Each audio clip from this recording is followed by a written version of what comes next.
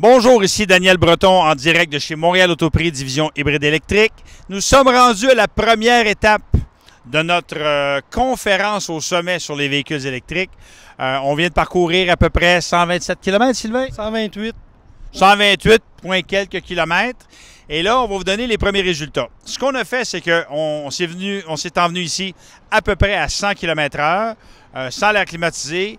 On va le mettre la climatisée, je vous dis tout de suite après-midi, parce qu'il commence à faire chaud. Hein? S'il vous plaît, oui.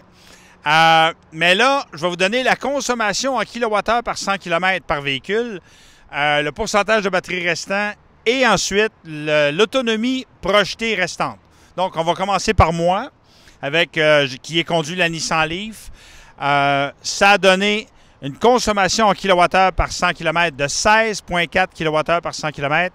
Il reste 65 de batterie et le pourcentage, pas le pourcentage, mais le nombre de kilomètres projetés qui est écrit dans le tableau de bord, c'est 237 km.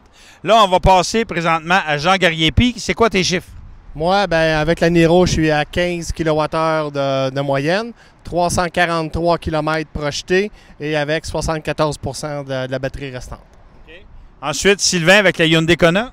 Oui, avec la Kona, je suis à 13,4 kWh pour 100 km de moyenne. Autonomie projetée de 361 km, okay, ce qui est très bon. Puis batterie à 75 %, donc on a pris juste 25 % de la batterie. OK. Donc, ça veut dire qu'on descend graduellement. Là, on s'en va avec la Chevrolet Bolt avec Yannick Asselin. Vas-y, Yannick. La consommation est à 13,4. Pareil comme la Kona. Pareil comme la Kona. Je suis à peu près à 75 % parce qu'on ne peut pas voir le pourcentage exact, mais on voit que le corps est parti. Puis il me reste 316 km selon le système. OK. OK. C'est assez pertinent.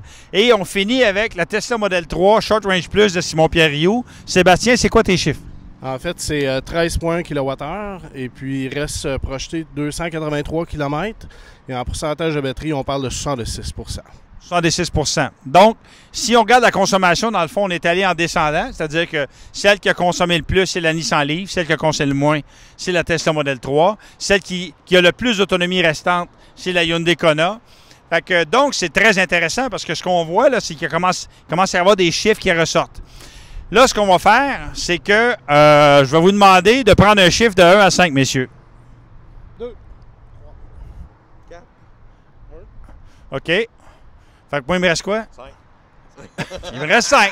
OK. Fait que 1, 2, 3, 4, 5. Voilà vos voitures, messieurs. Donc, fait que on se revoit. Parce que j'apprends encore la botte. Tu reprends encore la botte? Ça t'apprendra. Non, tu ne reprends pas la botte. On va le refaire. OK? 1, 2, 3, 4, 5. 5, 2. 1, OK. Et moi, 4. OK? Fait qu'on va y aller dans l'ordre et puis on se revoit à Rawdon tout à l'heure. À plus tard. Bye bye.